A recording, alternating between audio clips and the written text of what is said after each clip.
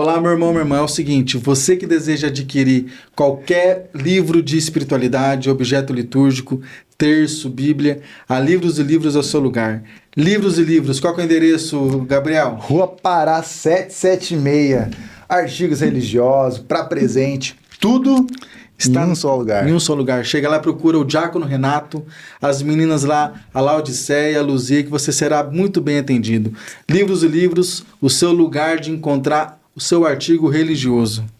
E temos mais um patrocinador aqui no Padre Podcast, é o patrocinador Mavilux. Materiais elétricos para casa, construção, tudo sobre materiais elétricos você encontra na Mavilux. Ricardinho, qual que é o endereço? O endereço da Mavilux é Rua Messias de Souza, 552. Mavilux, o seu lugar de encontrar o preço barato para o seu material elétrico. Mavilux. É uma graça de Deus muito grande, nós temos mais um patrocinador desse projeto. É o seguinte, se você deseja fazer parte desse projeto de evangelização, né, clique aqui embaixo no telefone, entre em contato conosco e venha fazer parte desse projeto. Gabriel, quem é que está conosco dessa vez, meu irmão? Dessa vez está a AD3 Comunicação.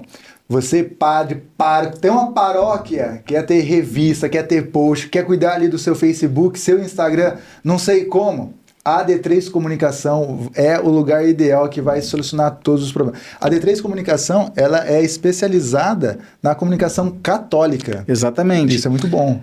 O telefone vai estar aqui embaixo, entre em contato lá com o Anderson, com o pessoal, você será muito bem atendido. A AD3 Comunicação é o seu ambiente católico de evangelização. Olá, queridos filhos e filhas, Deus os abençoe. Seja bem-vindo a mais um Padre Podcast, nesse canal de evangelização, que eu penso que tem crescido aí muito, né? Graças a Deus. Graças a Deus, você já tem acompanhado já alguns programas lançados. Se você ainda não viu, não visitou os programas anteriores, clique aqui embaixo, visite nosso YouTube, nosso Instagram, que eu tenho certeza que você vai, né, acessar um conteúdo de qualidade, um conteúdo de evangelização, um conteúdo que possivelmente vai mudar muito a sua vida. Hoje nós temos a presença do Padre Alex Nogueira, nós iremos apresentar ele daqui a pouco. É uma graça muito grande, Padre, ter o senhor aqui conosco. Gabriel, mais uma vez, seja bem-vindo, meu irmão. Amém. Tamo junto. Tamo junto, vamos para a próxima. Antes de apresentar, ó, eu tô vendo que tem muita gente assistindo a gente. Graças a Deus. Poucos likes. E a gente precisa dessa ajuda, porque quando você dá o like, o YouTube entende que esse conteúdo pode ir para mais pessoas. Então, deixe o seu like.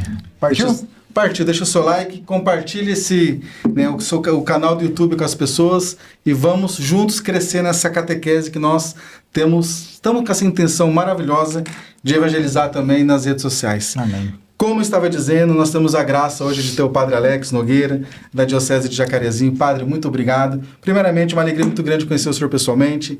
Né? A gente ouve falar do senhor, acompanha o senhor nos programas, né? nos programas que o senhor tem, né? No YouTube, no WhatsApp, né? Com o Everton também, que nos apresentou o senhor. Então, uma alegria muito grande conhecer o senhor pessoalmente. A missão do senhor, penso eu, que tem crescido muito aqui para nós aqui no Paraná.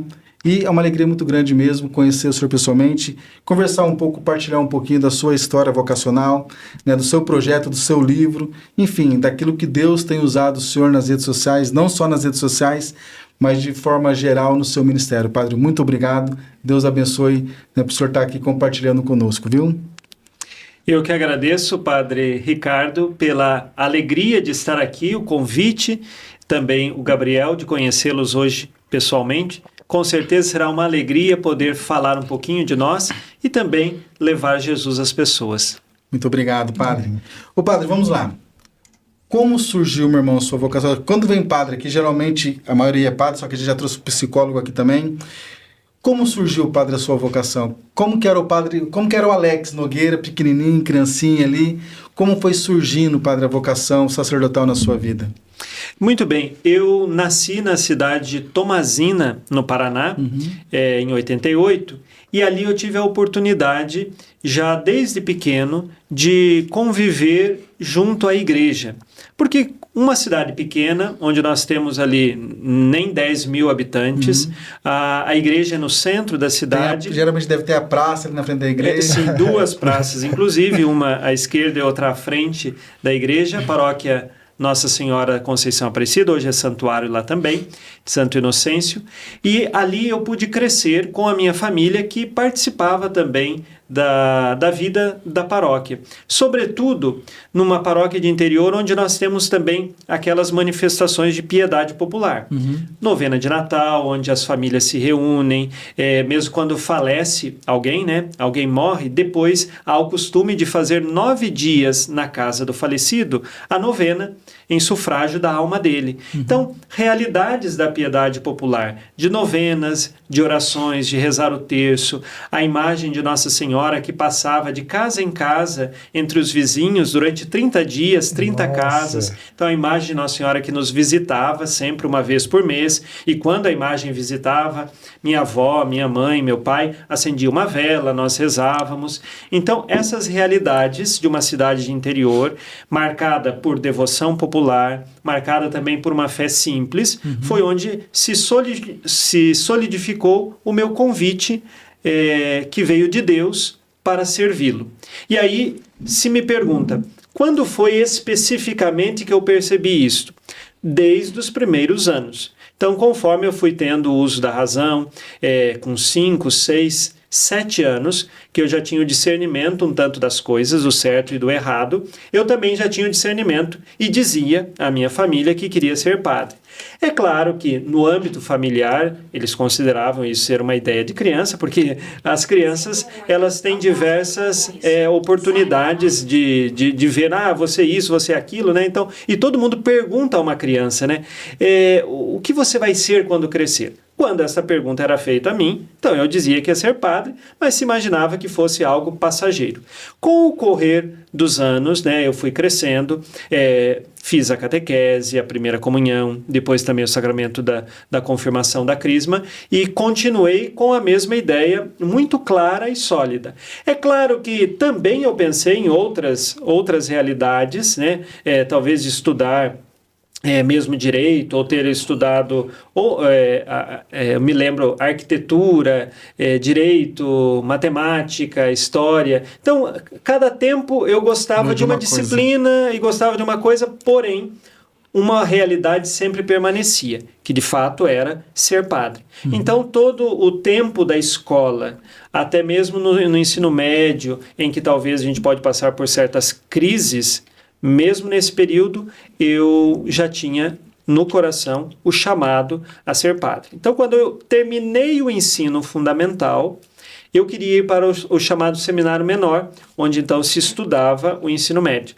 Porém, como eu era menor de idade, meus pais não permitiram que eu fosse para o seminário menor, e eu continuei estudando em Tomazina mesmo. Então, só quando eu terminei o ensino médio, é que eu decidi de fato que agora eu podia tomar a decisão de ir ao seminário, porque uma vez que meus pais não haviam permitido logo no início. E assim foi o despertar da vocação. Mas, resumindo, a realidade de piedade popular, de devoções populares, de participação da igreja, de ver, por exemplo, crianças que ajudavam o padre, eu era uma criança, né? Então os coroinhas que estavam lá. Então tudo isso despertava em mim o desejo de ser padre. E eu descobri que, na realidade, não era um desejo exclusivamente meu. Era Deus que tinha plantado uma semente de vocação no meu coração e eu só tinha que responder. E todos esses sinais de vivência cristã me levaram, então, a responder sim a esse chamado de Deus. O senhor falando, né, um testemunho muito bonito. Esse final de semana eu tive a oportunidade aqui na Arquidiocese de... O padre Evandro, que é o coordenador que é o padre responsável, né, o assessor dos coroinhas e dos acólitos, ele fez um encontro vocacional com os coroinhas e acólitos. Foi aqui na nossa arquidiocese, no Monte Carmelo. E eu fui fazer uma pregação lá para as crianças, né, dar um testemunho. E eu falei mais ou menos isso que o senhor disse, padre, pegando na questão familiar. Toda vocação surge da família. Eu acho que certamente a família é um berço, sobretudo a vocação sacerdotal. E lá nesse encontro eu falava para as crianças, claro, nosso primeiro chamado é a santidade, é a vida e a santidade, e correspondendo a esse chamado, né, a vida e a santidade, junto com o seio familiar, você pode discernir a sua vocação. E os pais, no meu ponto de vista, para mim também foi assim. Eu falei também, esses tempos atrás, que eu tenho na minha infância... Meus pais são separados já há 30 anos. Mas eu tenho na minha infância meus pais rezando o terço diariamente, sobretudo meu pai. E aquela oração do terço, e eu tinha um padre que me acompanhava, também tinha 7 anos de idade, 6 anos de idade, o padre Giovanni Tarsi, que hoje está na Itália, né, ele falava para mim que ele achava que eu seria padre, eu jamais imaginei que seria padre. Eu nunca fui coroinha, nunca fui nada também. E ele falava para mim que para eu ser padre eu tinha que comer muito arroz e feijão, que era bem magrinho, né? Colocava a camiseta, qualquer camiseta minha ficava largona, assim, compridona. E eu brincava de celebrar a missa quando eu era criança. E assim, coisas de criança, né? Por ver meu pai sendo catequista, por ver minha mãe sendo catequista, aquilo me chamava muita atenção. Mas também, no meu contexto, nunca me passou pela cabeça ser padre. Eu nunca alimentei isso. Veio com o tempo, né? Mas a família proporciona muito isso, a família ajuda muito isso, e a devoção popular também, na realidade do Senhor, isso de fato é muito bonito, né? Essa vocação, né? A vida sacerdotal, já na infância, essa convicção que o Senhor tinha, e hoje, com a graça de Deus, se realizou, né? Uma pergunta, Gabriel? Depois dessa, moço, eu acho que foi o padre que teve a confirmação, a gente pode falar a confirmação mais cedo, né? 5, 7 anos. Isso é verdade. E com tanta clareza, né? Porque a gente fala assim, o que você quer ser quando crescer, eu falo, quero ser astronauta, quero ser jogador de futebol, né? E já com aquela convicção de ser padre, e eu não sabia dessa história sua, não. Não, exatamente, o padre Giovanni Tarso que falava para mim que seria padre, e graças a Deus se concretizou. Como que a Nossa Senhora passa de casa em casa? Então...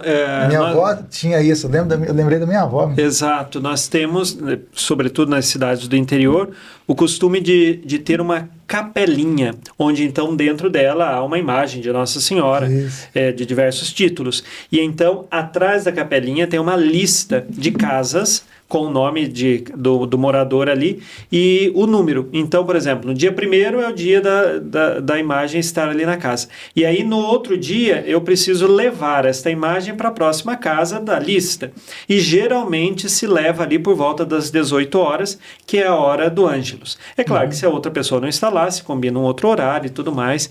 O que acontece também muito no interior é que, às vezes, a outra pessoa não é encontrada, então a imagem acaba ficando mais de um dia numa casa, daí atrasa, daí não dá certo os 30 dias e entra para o segundo mês, mas seja como for, a imagem visita então as casas e tem a oportunidade das pessoas fazerem uma oração, e esse visitar da imagem, é claro, é um sinal da própria presença de Deus, da Virgem Maria, chegando à casa daquela família, às vezes passando por uma tribulação, por uma dificuldade específica, então tem a realidade um sinal sagrado chegando ali na casa da pessoa. Você passou pelo seminário? Você entrou com 18 anos no seminário? Com 17. Com 17. Isso, eu encerrei o ensino médio com 16 anos. Em dezembro de 2004 eu terminei o ensino médio, tinha 16 anos.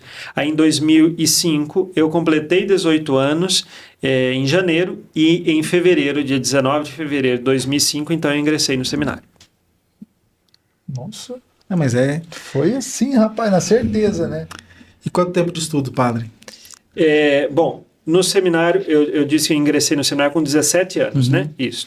Então, eu estudei 4 anos de filosofia no seminário Rainha da Paz, e na nossa diocese de Jacarezinho há também o costume de que os que estudam na filosofia têm a opção de estudar também um curso externo. Então, nesse período, de 2005 a 2008, eu estudava de manhã filosofia no seminário, e à tarde, na Universidade Estadual, eu estudava História, licenciatura em História. Então, daí, em 2008, eu terminei tanto filosofia quanto História. E em 2009 comecei, então, o seminário de Teologia. Estudei 4 anos de Teologia, então totalizando aí 4 de Filosofia e 4 de Teologia, 8 anos de seminário, de estudos no seminário. Os estudos acadêmicos que eu fiz no seminário foi, então, de fato, Filosofia, História, teologia, e quando eu já estava na teologia, meu bispo pediu que eu fizesse faculdade de Direito Civil. Aí, naquela ocasião, eu tentei fazer o vestibular, acabei passando, e aí fiz quase 2 anos de Direito Civil, mas depois o deixei para estudar Direito Canônico, mas aí eu já era padre, e aí é uma outra parte da história. Então, respondendo objetivamente a pergunta, 8 anos de formação no seminário, onde daí eu tive a oportunidade de estudar e residir no seminário em Jacarezinho. Parte da filosofia, Seminário Rainha da Paz, e o tempo da filosofia, Seminário Divino Mestre. Certo.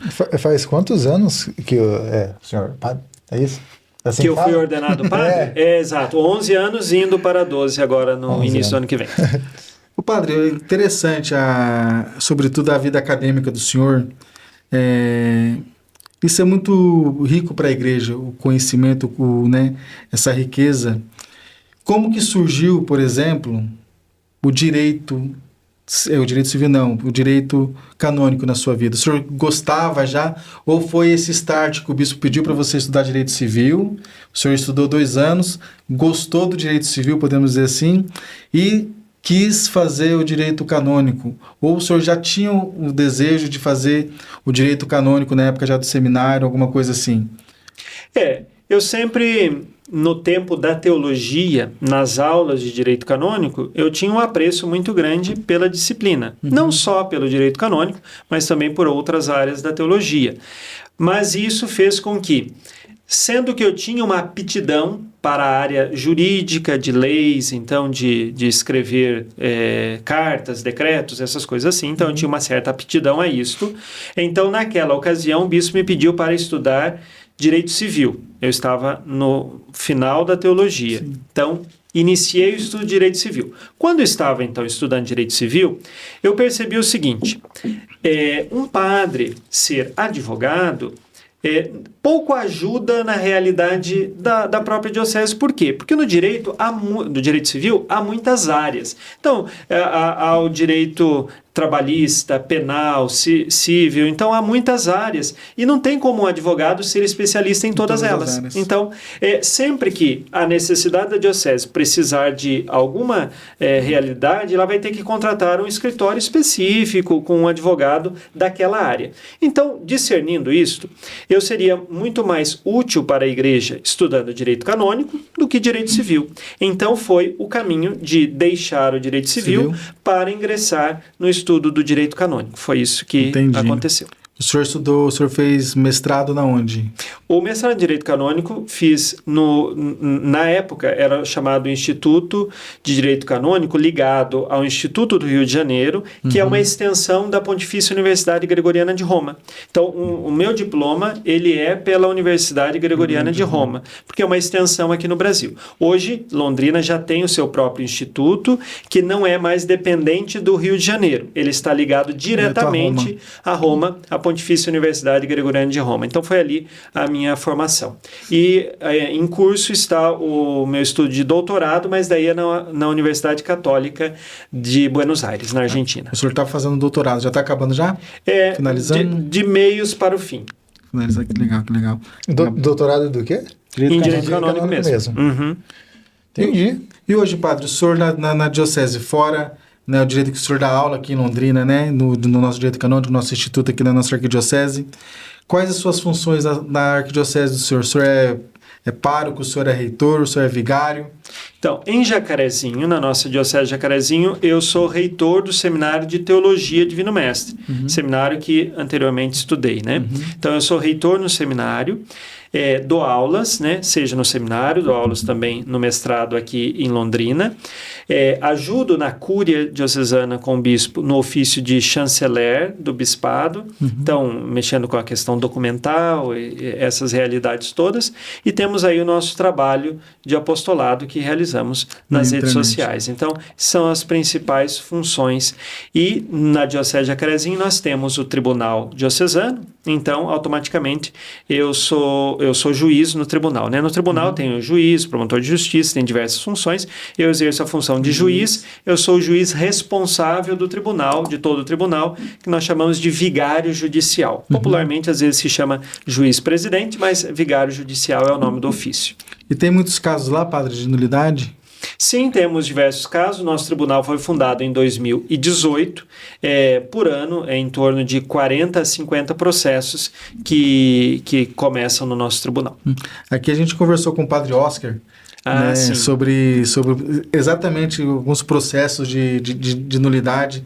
Né, na verdade, ele gravou conosco 2 programas, né? Então, o bate-papo foi tão produtivo assim que teve parte 2. Então, é uma área aqui que pessoal, nós postamos recente e já surgiu algumas dúvidas lá que a gente vai passar para o padre responder para o Padre Oscar. Então, é um tema que o pessoal tem bastante, né, dificuldade de entender e é um tema muito, muito interessante também para a igreja. Ô padre, vamos lá, avançando um pouquinho. Como que surgiu, né, penso eu que também foi na pandemia, eu acredito, mas esse despertar do senhor aí nas redes sociais, que a gente sabe que o senhor está bem ativo nas redes sociais, né? Estava pesquisando, o senhor tem mais de 2 milhões, né, de seguidores no YouTube, 260 mil mais ou menos no Instagram. Como que surgiu, padre, esse interesse? Rapaz, o senhor esperava tudo isso em tão pouco tempo? Não sei se é tão pouco tempo também, né? Mas em tão pouco tempo, no tempo que o senhor adentrou ali esse mundo da internet, o senhor esperava já alcançar esse número de seguidores? Como que surgiu esse start para estar nas redes sociais? Sim. Na realidade, a primeira coisa ao falar sobre isso é de que nada foi planejado, né? Em 2012, quando eu fui ordenado diácono, eu comecei a apresentar um programa na Rádio Educadora de Jacarezinho chamado Programa Manhã de Luz. Esse programa ele já existia na rádio. Ele tinha sido apresentado pelo nosso bispo anterior, Dom Fernando José Penteado. Depois, outros padres assumiram o programa. Nosso próprio bispo diocesano teve um tempo nesse programa. E aí, em 2012, quando eu fiquei diácono, eu fui trabalhar na Catedral, em Jacarezinho. E lá já estava o padre Rodolfo. E ele era o apresentador atual do programa. Ele me pediu, então, que eu o auxiliasse. De modo que, como o programa é diário, às 6 horas da manhã na Rádio Educadora, eu apresentava um dia, ele outro. Eu um dia, ele outro. E aí nós passamos não a apresentar ao vivo, mas sim gravado. Então, eu me organizava e gravava os meus 15 programas do mês. E às vezes o padre Rodolfo falhava um pouco, então tinha dias que o meu programa estava certo, né, o meu dia, e no outro dia não tinha o programa. Um dia tinha, outro dia não tinha. Quando eu vi, eu já estava gravando todos os dias do programa e o padre Rodolfo já tinha deixado o programa e eu fiquei como apresentador. No outro ano fui ordenado padre, continuei a apresentar. Esse programa ele era veiculado na Rádio Educadora de Jacarezinho e nas outras rádio educadoras da Diocese de Jacarezinho. Aconteceu que no ano de 2015, aproximadamente, eu estava trabalhando numa outra paróquia, a paróquia São Pedro, em Jacarezinho, e nós tínhamos lá um grupo de catequistas da paróquia, e eles pediram para ser colocado o programa que ia ao ar na rádio às 6 horas da manhã, se tinha como pegar o áudio para poder pôr no grupo lá da paróquia, né? Então, a secretaria da rádio, a secretária da rádio, passava esse áudio. Porque como eu gravava, ele ia ao ar apenas na rádio, então era fácil, pegou o áudio e colocou então nesse grupo. Também teve um ou outro grupo interessado, então o áudio começou para esses grupos. O que aconteceu? A partir de então, as pessoas integrantes desses grupos primários começaram a passar para outros, que passaram para outros e passaram para outros e iam gostando e o programa foi sendo divulgado desta forma. Nós não articulamos absolutamente nada. E aí essas pessoas de outros lugares começaram a entrar em contato na Rádio Educadora em Jacarezinho, pedindo se teria como enviar direto para eles, porque às vezes uma pessoa um dia mandava, outro dia não mandava. E aí a secretária da rádio criou um grupo para ela postar. E aí o grupo encheu, aí ela criou um segundo, um terceiro, um quarto, isso no celular pessoal dela, daqui a pouco ela já não tinha mais vida no celular pessoal. Aí foi adquirido um celular para a própria rádio, onde se alimentavam esses grupos de WhatsApp, e a partir disso, então, pelo WhatsApp, o programa passou a ser conhecido e automaticamente as pessoas começaram a me conhecer. Isso foi até 2020, quando então entrou a pandemia. Então, o programa já era muito divulgado, a gente estimava aí que talvez umas 200 mil pessoas recebessem todos os dias o programa Manhã de Luz, dos diversos lugares do Brasil, brasileiros fora do Brasil.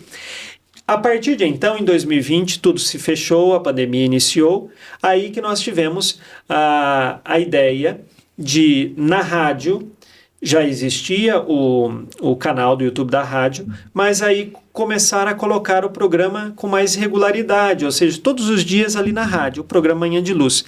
E também, concomitantemente, no seminário, na época o Everton era seminarista, ele voltou do tempo de fechamento da pandemia, ele estava na casa dele, voltou para o seminário, também deu a ideia de criarmos um canal do YouTube. E aí foi que nós criamos o canal do YouTube Padre Alex Nogueira, certo?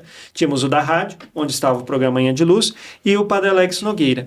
E ali nós criamos o canal com a intenção de colocar a vida do santo de cada dia. Como nós estávamos na pandemia, tudo fechado, eu tinha tempo para poder gravar, e aí eu gravei os 365 dias do ano do programa do Santo do Dia.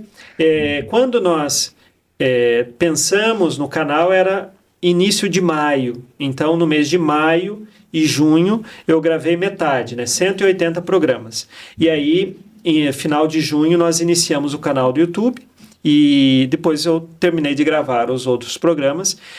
E a partir de então surgiram outras ideias. Foi o programa Boa Noite, Meu Jesus, que como nós tínhamos a oração da manhã, o Manhã de Luz, então tínhamos agora a oração da noite, o Boa Noite, Meu Jesus. E a partir disso, lembrando lá da minha infância, da piedade popular, da minha vida de oração com novenas e tudo mais, nós começamos também a movimentar essa realidade da piedade popular com novenas e orações no nosso canal do YouTube. E foi aí que cresceu. Você me perguntou, eu imaginava que ia crescer? Não. Por quê? Eu imaginava, talvez, que a gente ia ter 10 mil inscritos no YouTube, talvez 50 mil, e depois de muito tempo. Então, nós divulgamos o canal no domingo, na segunda-feira a gente já tinha 10 mil inscritos. Em um mês, 100 mil inscritos. Aí, no final do ano, já tinha 1 milhão de inscritos. Então, assim, foi... O início dele é muito rápido, o crescimento. Então, isso nós não esperávamos, tamanho crescimento no canal e com tudo isso. Mas eu vejo que, como já existia uma grande base, que eram os programas do WhatsApp, as pessoas já conheciam. Quando eu anunciei no programa que já chegava a muitas pessoas, isso canalizou as pessoas para o YouTube. Então, levou a todo esse trabalho. Então, o canal do YouTube, de 2020 até agora 2024, nós completamos 4 anos, contando tanto o canal da Rádio Educadora quanto o meu canal, nós estamos a chegar agora a 1 bilhão de visualizações. Contando os dois canais, nesse pouco tempo. Então, não era, assim, de fato, nada esperado. Não, tudo foi sendo guiado pelo Espírito Santo, Não foi organização humana, mas sim, de fato, condução do Espírito Santo. A gente percebe 2 coisas aí no meu ponto de vista, Padre? Primeiro, o desejo da evangelização, o desejo da evangelização, a programação, a ordenação, a ordem das coisas aí, a fidelidade, da constância diária, das mensagens e a ação do Espírito Santo. E, no meu ponto de vista, acho que é muito legal falar isso, como nosso povo está sedento de Deus, da graça de Deus, como o povo hoje procura as coisas de Deus, como é bom ter canais como o do Senhor, que aproxima as pessoas de Deus, acorda já rezando, vai dormir rezando e ouvindo aquilo que Deus tem para falar no coração. Isso é muito bom, ter canais assim que aproxima as pessoas de Deus por meio da evangelização, por meio do carisma do Senhor. A gente vai falar daqui a pouquinho também do livro do Senhor.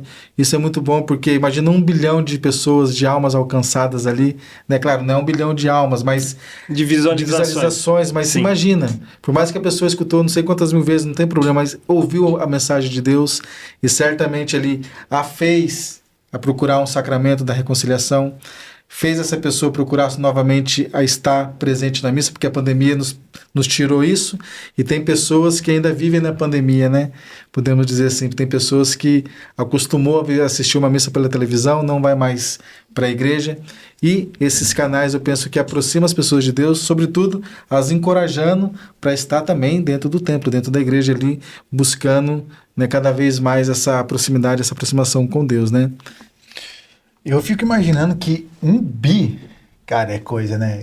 Mesmo que não sejam, assim, diretamente pessoas, né, de visualizações, mas também 2 milhões de pessoas inscritas no canal. São 2 milhões do canal Padre Alex Nogueira e 1 milhão e pouquinho da rádio. Da rádio. Uhum. Que, juntando também a rádio e tudo mais, é muitas pessoas. Eu fico imaginando, é difícil a gente conseguir pensar, né, concretizar isso de 1 milhão de pessoas estando te vendo, né? Você ali e 1 milhão de pessoas.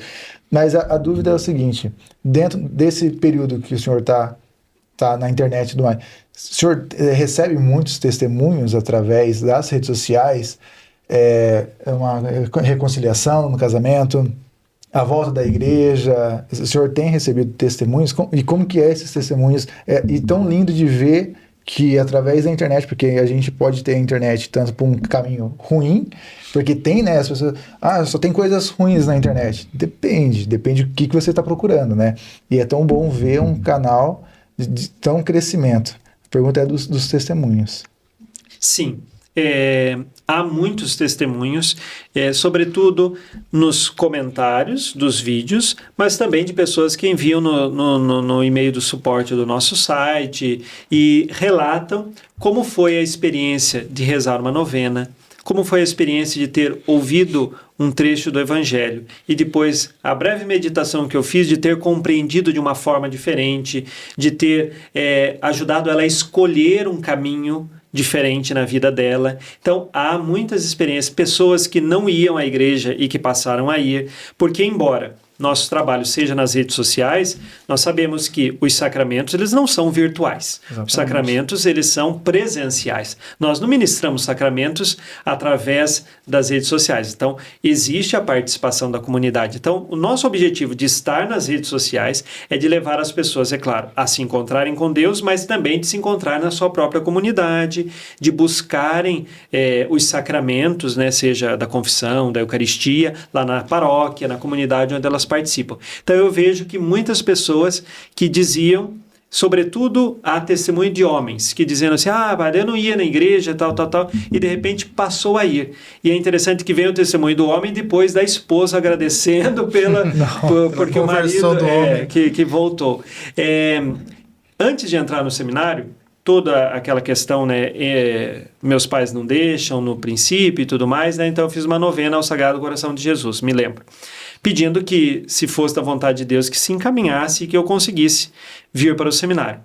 E dentro das promessas do Sagrado Coração de Jesus, que são 12, que foram reveladas a Santa Margarida Maria Lacoque, uma delas é de que aos sacerdotes ele dará uma graça de tocar os corações mais endurecidos. E eu vejo que com esse apostolado que eu exerço nas redes sociais, não é mérito meu, mas sim é graça de Deus, uma promessa do próprio coração de Jesus ao sacerdote de tocar esses corações endurecidos. E de fato a gente vê, sim, muitos testemunhos sendo relatados. Essa promessa, eu também consigo perceber ali, faz 1 ano e meio só que eu sou padre, e o Gabriel, o Everton também, que está ajudando a gente na paróquia lá, eles sabem, né, que todas as minhas homilias, sobretudo no final de semana, eu sempre falo e prezo para falar da importância da confissão. Né? Eu sempre consigo, tento colocar ali, né, a importância da confissão. E assim, hoje eu atendendo as confissões ali da paróquia, é impressionante. Eu atendo pessoas ali, sobretudo homens, que o senhor disse que o homem tem um coração mais duro, né, podemos dizer assim, mais fechado. Chega assim na hora da confissão, fala, então, padre, eu estou aqui por conta da homilia do senhor e fazem 25 anos que eu não me confesso. Fazem 32 anos que eu não me confesso. Esse tempo atrás eu atendi um senhor que fazia 78 anos que não se confessava. Já estava beirando os 90 anos de idade, né, 90 e poucos anos de idade. Mas senhorzinho mesmo, assim, foi muito lindo de ver, sabe? E esses corações duros. Esses corações aí, né, que realmente estão, por conta da vida, a gente não sabe o real motivo, mas corações duros, que de repente ali não buscaram a Deus durante algum tempo, e por conta da promessa que foi feita aos sacerdotes, né, por conta do testemunho, da palavra, né, da semente lançada, e de procurar viver sobretudo, né, o padre tem que, todos nós temos que dar o testemunho, mas parte do padre também naquilo que ele fala, procurar viver o que ele está falando, testemunhar o que ele está falando. As pessoas buscam a Deus, as pessoas se aproximam de Deus. Eu também consigo perceber em tão pouco tempo de ministério, é claro,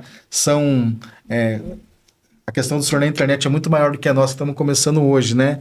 Mas essa promessa ela é muito verdadeira. Hoje eu consigo vivenciar na prática, na vida da paróquia, que quantas pessoas que estavam muito afastadas de Deus vêm. Só um breve testemunho, uma vez eu atendi esse senhor, ele falava assim, padre, ele falou para mim, ele começou a vir na minha missa e eu só falava, né, da confissão, da importância da vida, ele parou de vir na missa. Passados 6 meses ele voltou, eu estava na paróquia, estou na paróquia lá até hoje. Ele falou assim, padre, eu fui vencido pelo cansaço, porque eu fiquei 6 meses sem vir na missa, o senhor continua rezando as missas aqui, continua falando da importância da confissão. Então, eu acho que dele falou desse jeito, eu acho que Deus tocou meu coração através do senhor. Então, eu venho aqui me confessar. É claro, teve muita dificuldade de confessar, a gente vai ajudando ali, pegando os 10 mandamentos, tudo certinho, mas isso é muito bonito, esse testemunho, né? Realmente, um padre que faz um trabalho honesto, um padre que evangeliza, um padre que dá um testemunho, eu acho que toca o coração, todos os padres na verdade, mas toca o coração, né, daquelas pessoas mais endurecidas, podemos dizer assim, né? Uma coisa, meu irmão? Rapaz, quando comecei, né, antes da gente estar no podcast, né, falei um pouco da história e eu não sabia, né, a tão importância da confissão. Sabia, mas não sabia que era tão importante sobre o processo de confissão. E nas missas dele, uma coisa que sempre me marca acho que foi seu aniversário. Eu falei assim, pô, não preciso de presente. Não preciso nada de material. Minha alegria, o meu presente que vocês podem dar é entrar na fila da confissão. Foi assim, a presença que vocês podem me dar hoje, foi no domingo, né? Foi. Na verdade, na terça-feira, né? Eu falei no domingo, falei assim, na terça-feira, porque amanhã é minha folga. Mas o presente que vocês podem dar para mim de aniversário, né, de um ano de padre, é agendar uma confissão comigo com o padre Jefferson na secretaria. Esse é o meu maior presente que vocês podem me dar. Confessou 85.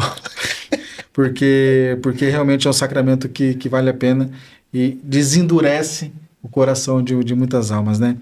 Padre, vamos lá então. Uma pergunta, uma curiosidade aqui, padre. O senhor falando assim, o pessoal que está nos ouvindo também deve estar se perguntando. Penso eu. Se não tiverem, eu tenho essa dúvida.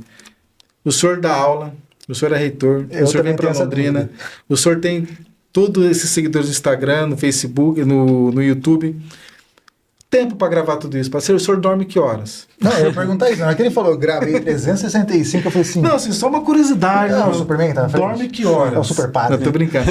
Como que é a rotina, assim, padre? Porque, de fato, é muita coisa, né? Feita todas, né, com maestria, mas é muita demanda, né, padre? Como que é a rotina do senhor?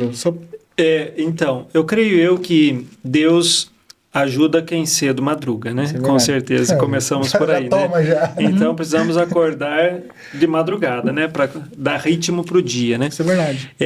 E diante dessa circunstância, a organização, ela é importantíssima. Então, não só organizar... Então, já está na minha natureza, no meu temperamento, ter as coisas todas organizadas no seu devido lugar. Tanto é que eu estudo direito, estou nessa área do direito. Então, as coisas devem ser organizadas e planejadas. Então, nunca eu lancei um projeto sem já tê-lo planejado e pensado e ter ele gravado com antecedência, né? Como foi o caso de quando nós fomos para criar o canal do YouTube. Vamos contar a vida dos santos? Um por dia? Sim. Eu só começo quando eu já tiver metade deles gravado.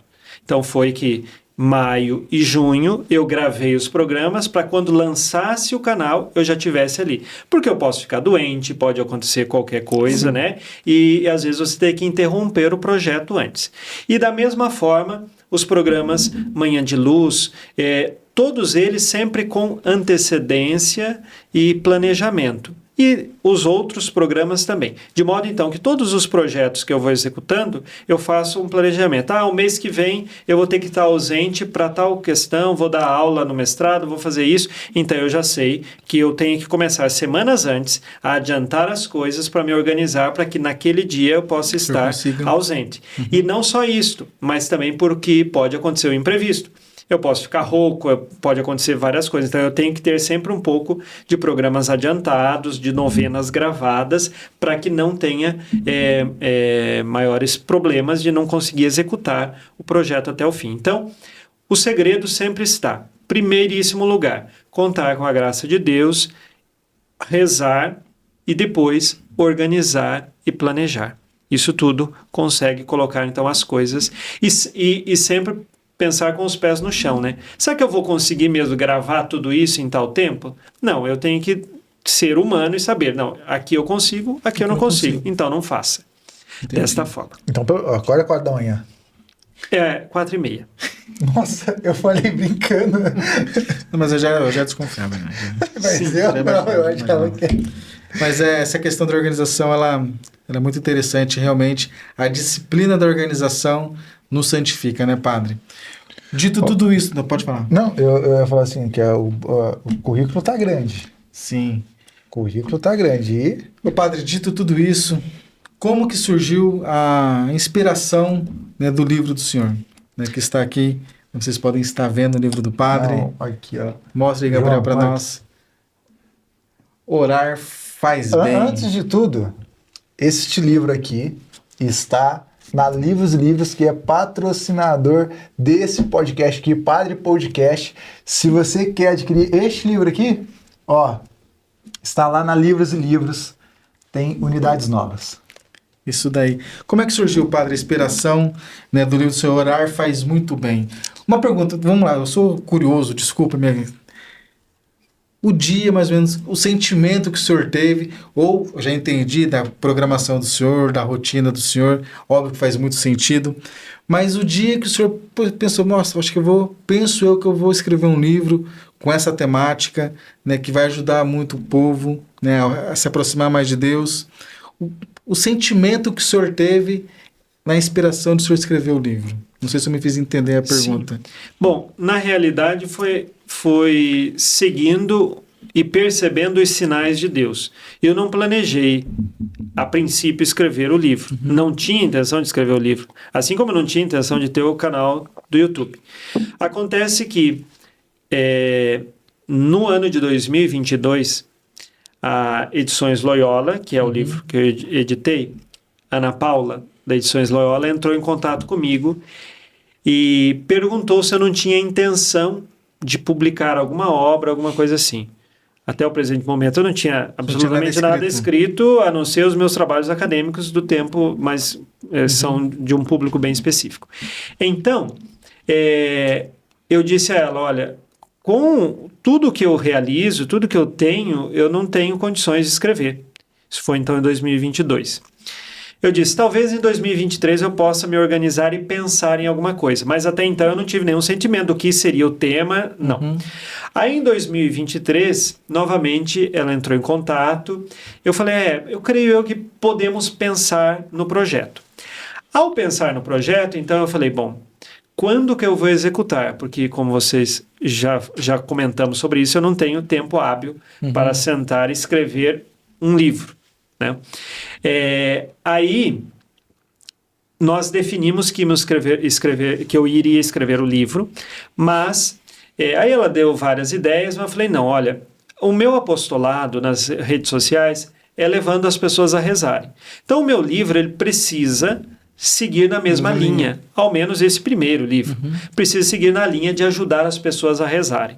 Então, o tema estava escolhido, o sentimento do tema era este, em oração, ajudar as pessoas a rezar.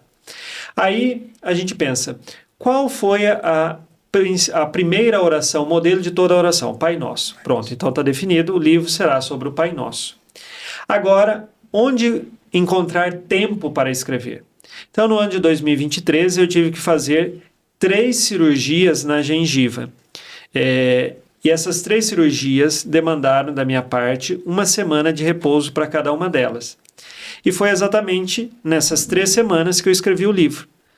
Uma vez que eu estava de repouso e nenhum outro compromisso externo e tudo mais, então eu pude estar totalmente focado. E aí escrevi um comentário a respeito da oração do Pai Nosso. O meu público ele é muito diversificado, mas nós temos aí um povo que quer rezar. Então, eu não podia fazer um livro com uma linguagem muito difícil. E tinha que fazer um livro acessível.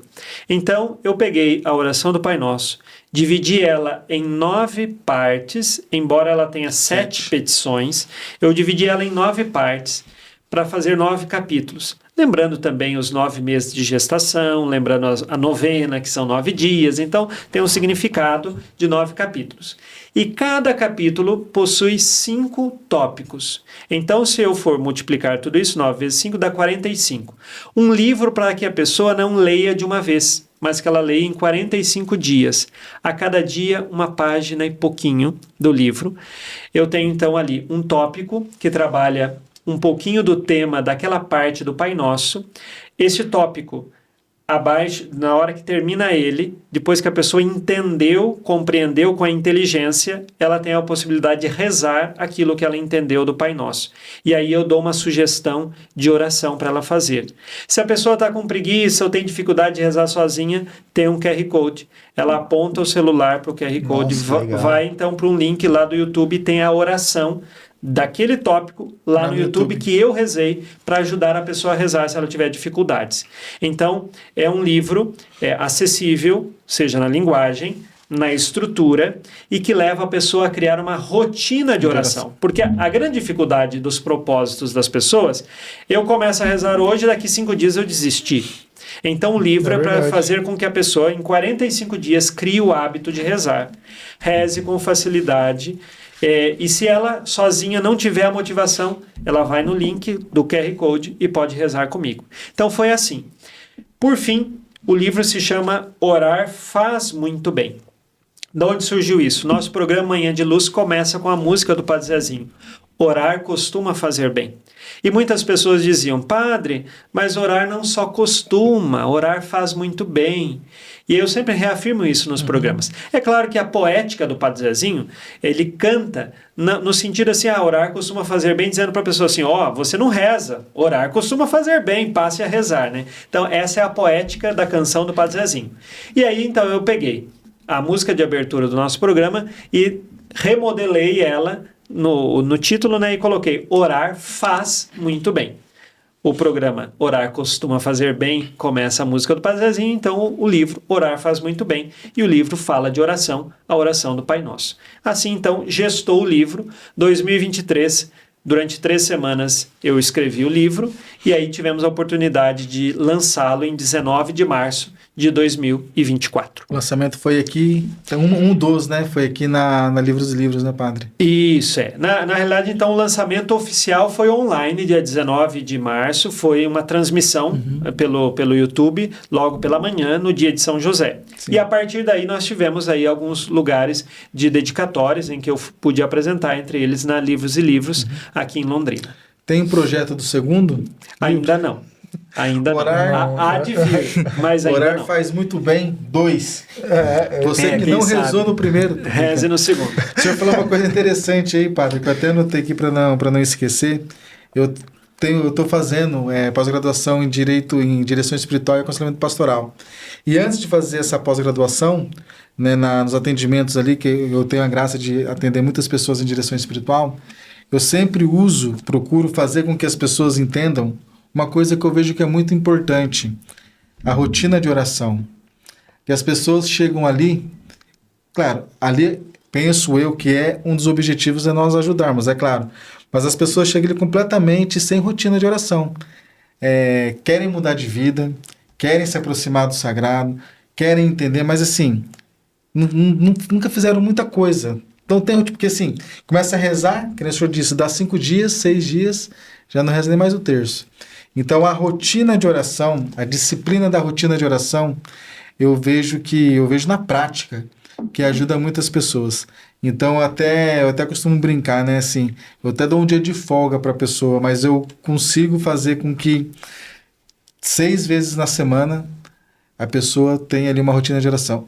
Eu sei que no começo ela não vai cumprir, né, tudo aquilo, porque ela não tinha rotina nenhuma. Ela não rezava praticamente quase nada. Tinha o desejo de ir na missa, né? Tudo, mas não tinha uma rotina de oração. Mas a rotina de oração, eu vejo que ajuda muito.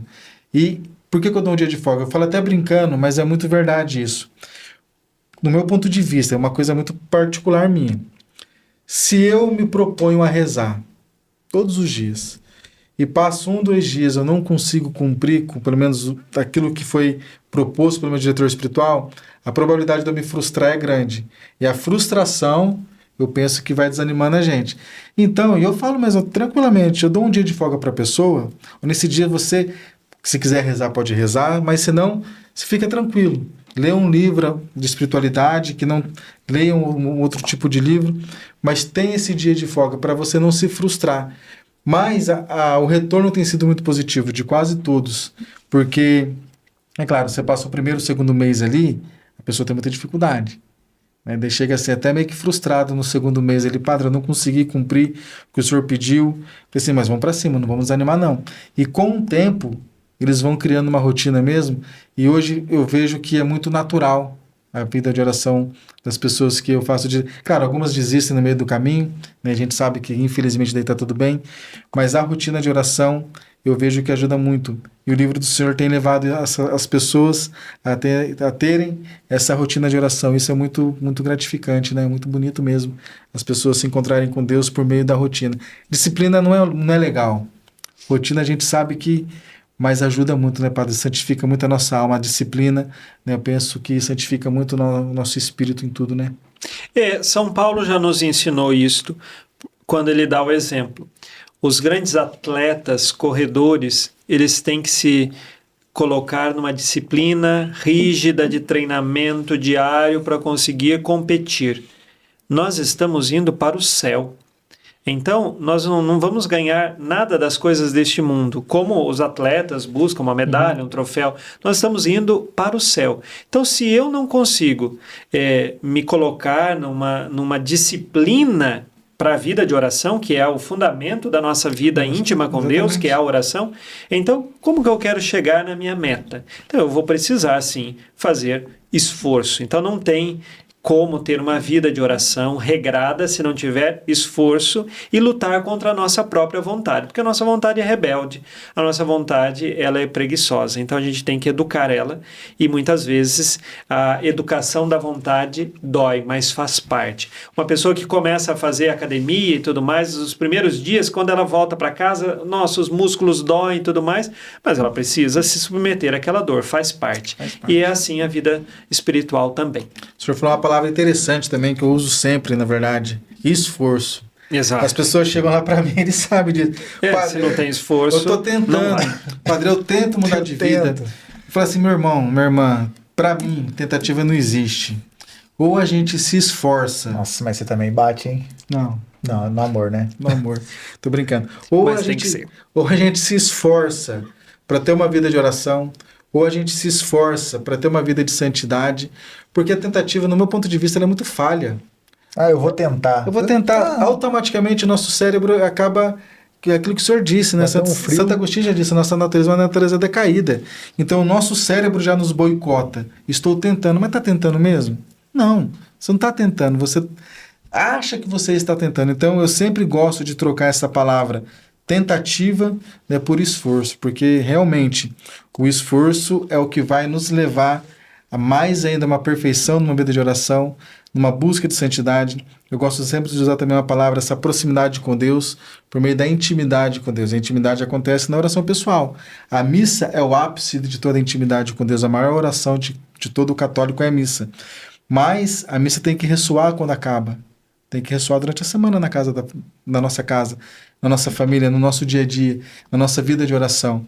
Então, o esforço, eu sempre falo muito bem essa palavra, esforço nos aproxima muito de Deus. E ninguém não, mas as pessoas ainda têm um pouco de dificuldade de compreender isso, né, de se esforçar para estar cada vez mais próximo de Deus, né? Eu até costumo falar assim, rezar não é bom, às vezes, no começo não, mas salva a alma. Rezar, a rotina da oração, rezar não é prazeroso para algumas pessoas, mas a rotina de oração, o rezar, e rezar o que gosta. Tem gente que gosta de rezar o terço, reza muito terço, reza o rosário. Tem gente que gosta de rezar com as Sagradas Escrituras, reza com as Sagradas Escrituras. Tem gente que tem os seus carismas, não pode deixar de rezar, tem que sempre procurar rezar e no esforço, né? Porque eu acho que o esforço que nos santifica muito. É porque eu acho que a oração ela não tem assim um A mais B igual assim você tem que fazer. Né? Não. Muitas vezes. É da gente, né? A gente tem dia que você não quer rezar humanamente dizendo. Eu tenho a capela na minha casa lá, tem dia que eu passo pela capela, eu fico lá 10, 15 minutinhos no máximo, mas eu fico todo dia. Tem dia que eu consigo ficar muito mais tempo, claro. Mas tem dia que o cansaço, sobretudo no domingo, que durante a semana você já trabalhou a semana. Nós temos 11 missas lá, né, para o final de semana. Inclusive, fica a dica, que se o senhor quiser ajudar nós um dia que estiver aqui em Londrina. Bem. Vai que dá, né? Vai que dá certo, né? Um dia passamos por aí. Porque se fazer, né? Agora às 4 da manhã. Talvez no final de 2025 tenha um espaço, né? Então pode deixar. Tá. Mas eu nunca deixo, padre, isso eu falo de coração, de passar na capela, de ficar um tempo na capela, de ganhar um tempo na capela.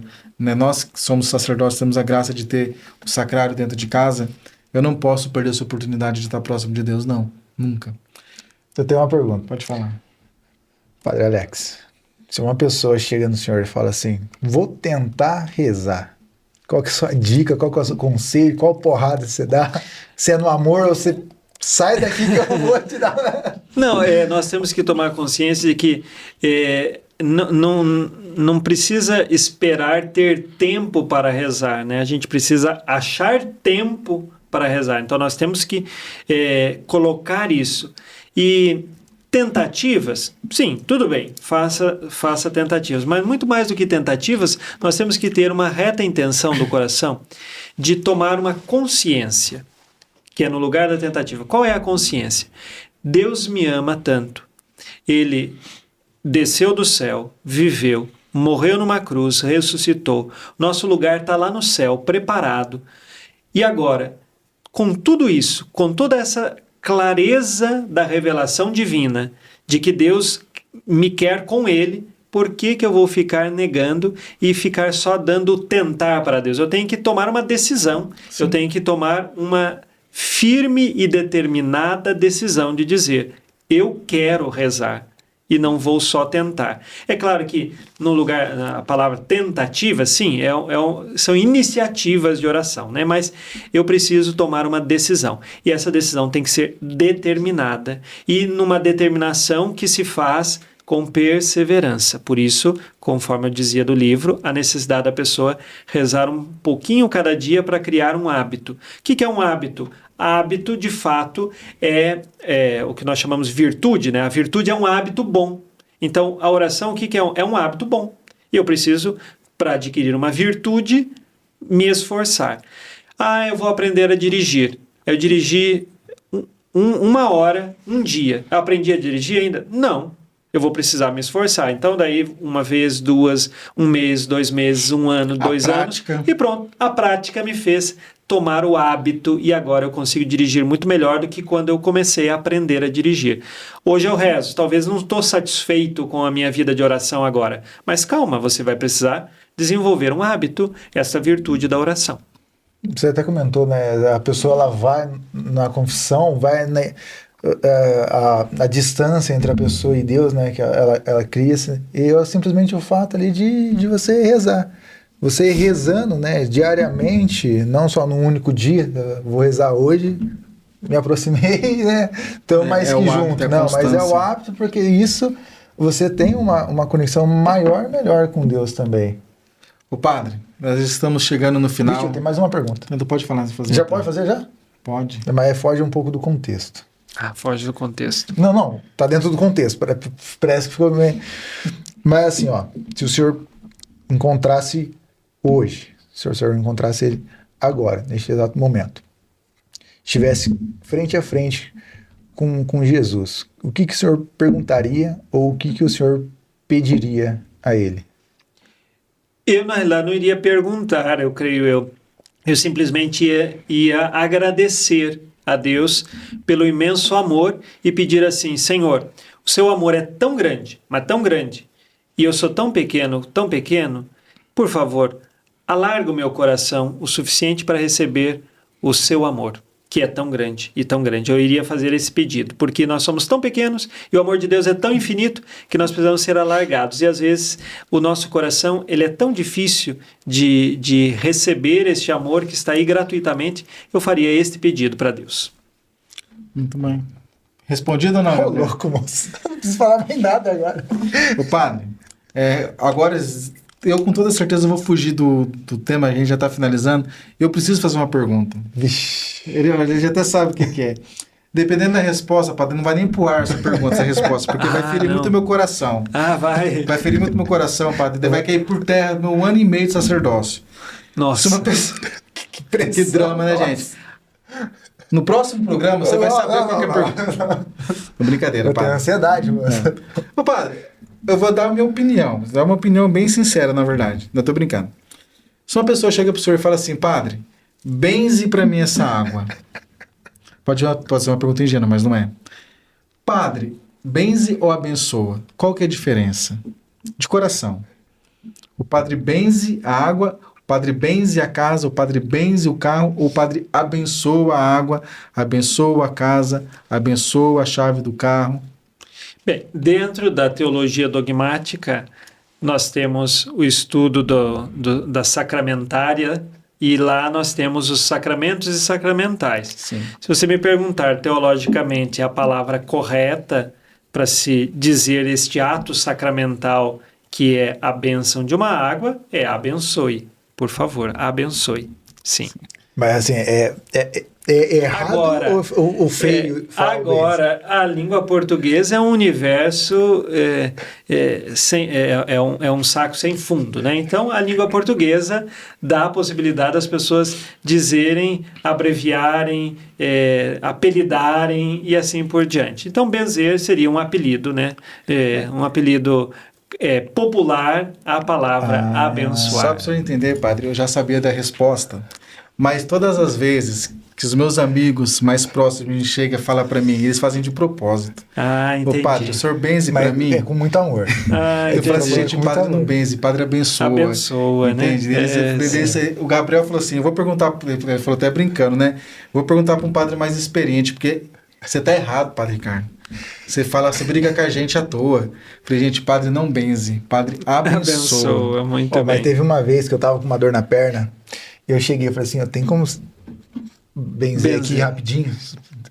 Virou a cara. Ficou bravo comigo. Abençoar. Abençoar. Tá Abençoar. vendo? Certeza que essa dúvida não era só minha. Ah. Muita gente que tá assistindo, mano. Meu irmão, minha irmã, muito obrigado você que nos acompanhou até aqui. Padre, muito obrigado pela partilha, né? Muito obrigado por esse momento que o senhor passou conosco.